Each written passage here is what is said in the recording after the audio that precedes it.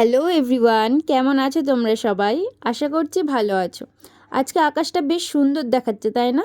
আসলে কী হয়েছে বলো তো, আজ একটু মেঘ মেঘ হয়ে আছে, তার জন্য আকাশটা এইরকম। আর আমি বিকেলবেলা একটু বেরিয়েছি হাঁটতে, আর আমার সাথে আজ আমার হাজব্যান্ডও গেছিলো।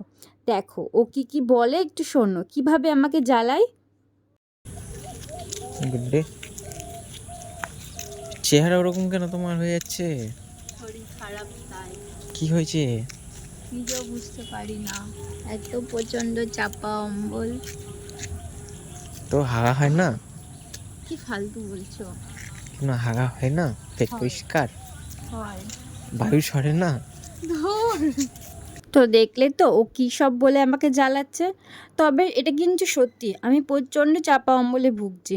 তোমাদেরকে এতদিন ধরে বলি না আমার শরীর খারাপ, শরীর খারাপ, এই কারণেই আমি এত কষ্ট পাই। তোমাদের যদি কারো কোনো ভালো কিছু জানা থাকে এই অম্বলের জন্য আমাকে একটু বলো, কারণ এত বড় বড় ডক্টর দেখিয়েও আমি কোনো সলিউশন পাচ্ছি না, মানে নিজের কোনো ভালো কিছু দেখছি না, আরও খারাপের দিকে যাচ্ছে।